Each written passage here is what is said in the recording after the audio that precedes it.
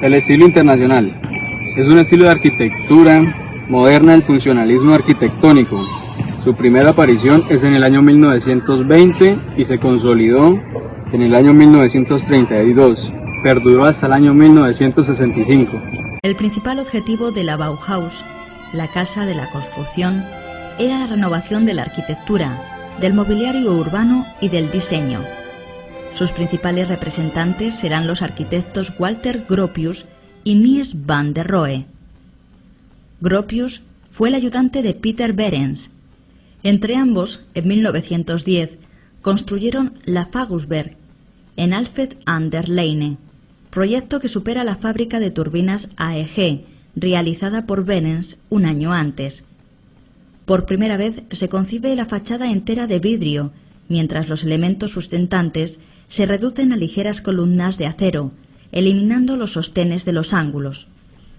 Será en 1919 cuando Gropius se convierta en director de la Bauhaus. 3 años más tarde presenta su proyecto de la Chicago Tribune Tower, donde el rascacielos adquiere formas simbólicas, presentando anchas ventanas y austeras formas rectangulares. La obra maestra de Gropius es el edificio de la Bauhaus, en Dessau, construido entre 1925 y 1926. Tiene planta en forma de doble L, creando diferentes ejes, articulando los volúmenes de manera similar a las composiciones de Klee o Kandinsky. Algunos factores de interés que dieron paso a este movimiento o estilo arquitectónico fueron la inconformidad por parte de algunos arquitectos que estaban envueltos en el eclecticismo a finales del siglo XIX. Como otro factor está la industrialización acelerada en Europa y Norteamérica. Sus principales características en este estilo arquitectónico son: la estructura de los edificios sigue principios del racionalismo, se encuentran materiales como el acero y cristal, formas geométricas simples, una planta libre, el brutalismo arquitectónico. Las ciudades donde más se arraigó fueron en Europa: Alemania, Francia, Países Bajos, Austria, Checoslovaquia, Suiza y Reino Unido. Como conclusiones, fue un estilo que tuvo 3 pilares fundamentales como los arquitectos Walter Gropius, Ludwig Mies van der Rohe y Le Corbusier. Su inicio fue dentro de una construcción de la Bauhaus. Fue una escuela arquitectónica de diseño y dirigida por Walter Gropius. A mediados del siglo XX, principales transformaciones en Europa. La historia se parte en dos: el gran suceso de la modernidad y lo que se conoce como la posmodernidad. Estos dos periodos se condujeron por una serie de transformaciones en el mundo industrializado. Sus principales características fueron el rechazo de los estilos arquitectónicos tradicionales, los materiales y requerimientos funcionales que determinaban el resultado de la forma sigue la función, y el rechazo del ornamento. Como conclusión, tras los combates bélicos de la Segunda Guerra Mundial en Europa, se vio obligada a partir desde cero, con un nuevo estilo de arquitectura posmoderna y que perdura hasta el día de hoy. Y tenemos unos arquitectos que fueron sus máximos pilares, los cuales fueron Philip Johnson, Charles Moore, Aldo Rossi y Robert Ventura. Adolf Loos, nacido el 10 de diciembre de 1870 en el Imperio Austrohúngaro y fallecido el 23 de agosto de 1933 a los 62 años en Viena, Austria. Su arquitectura es funcional y tiene en cuenta las cualidades de los nuevos materiales. Introdujo un nuevo concepto en sus obras, el Ramplan. Es un término que consiste en que cada una de las habitaciones y espacios tienen una función diferente.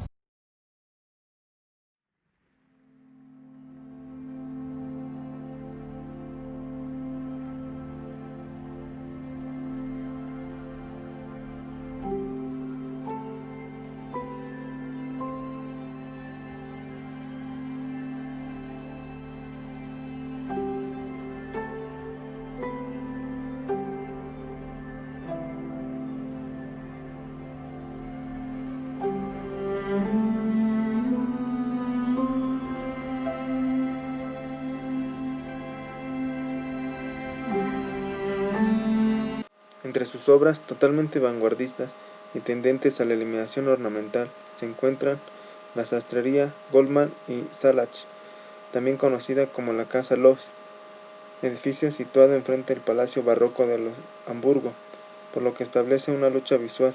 Este edificio es uno de los exponentes del modernismo. En sus obras suele utilizar los espejos como forma de ampliar el espacio. Fue un edificio muy criticado.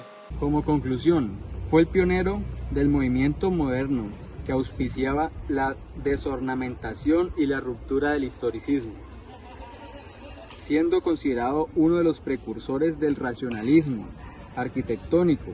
A raíz de sus postulados, polemizó con uno de los modernistas que formaban parte de la denominada sección de Viena y que sostienen un punto de vista antagónico en la arquitectura.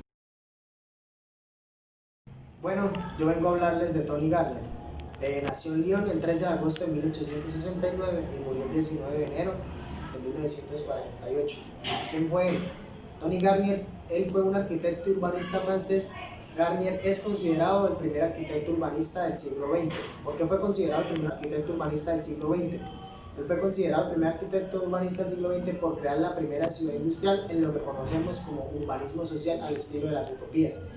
Y donde cabe resaltar que dedicó 35 años de su vida a este proyecto. La ciudad industrial, su mayor logro y aporte a la arquitectura, en donde planteó un nuevo modo de vida, un nuevo concepto de ciudad socialista, una ciudad sin propiedad privada, y para ello dio respuestas a las necesidades de vivienda, de trabajo, de producción, de energía, de transporte, de estudio y de ocio.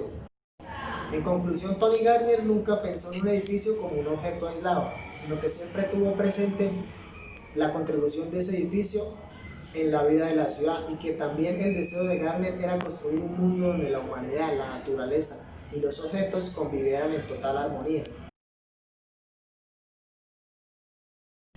Augusto Perret nació en París el 12 de febrero de 1874 y murió el 25 de febrero de 1954. ¿Quién fue? Un arquitecto francés que junto a Tony Garnier son los arquitectos más representativos e innovadores del nuevo clasicismo a comienzos del siglo XX. ¿Sí? Perret realizó una arquitectura académica con mentalidad neoclásica y sin presentar un avance en la manera de componer ni en la de decorar. También es considerado como uno de los precursores de la arquitectura moderna. Perret se caracteriza también por la personalidad en sus trabajos, siempre siguiendo la línea que lo caracteriza. O sea, siempre se mantenía en lo que él sabía y en lo que él representaba, siempre se guiaba era por eso. Este arquitecto francés se hizo un hueco entre los grandes arquitectos de su época y es reconocido más allá de su país natal gracias a él. Un nuevo material, el hormigón armado, entró en juego al mundo de la arquitectura gracias a Auguste Perret. ¿Quién fue la Bauhaus? La Bauhaus es una escuela de arte, artesanía, arquitectura y diseño que ha influido notablemente en la arquitectura del último siglo y la revolución del diseño industrial.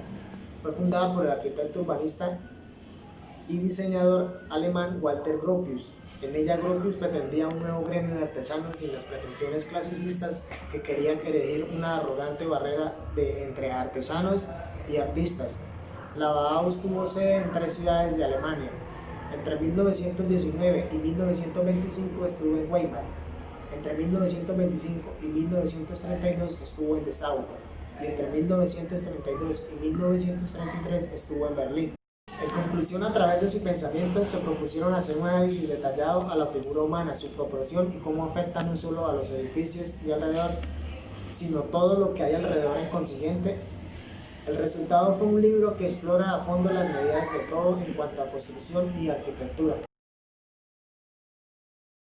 Edouard Jeanneret Gris, más conocido como Le Corbusier, nació el 7 de octubre de 1886 y murió el 27 de agosto de 1965.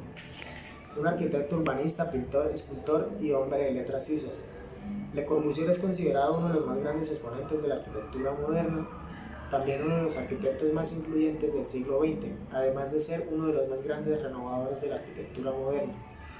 Aportó un verdadero caudal de ideas innovadoras que han hecho que su obra influya decisivamente en la arquitectura posterior. Las obras de Le Corbusier fueron inscritas como Patrimonio de la Humanidad el 15 de marzo de 2006.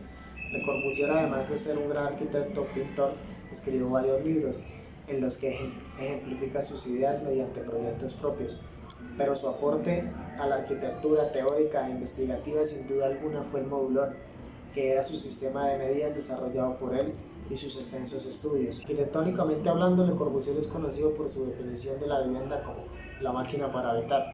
Incluyendo su arquitectura se basa en la practicidad y funcionalidad. Hoy en día la obra y el razonamiento espacial de Le Corbusier siguen vigentes tanto en la práctica como en la enseñanza y en la teoría de la arquitectura. Sus obras más reconocidas o más famosas que se pueden encontrar son, por ejemplo, Villa Saboya, Capilla de Notre Dame du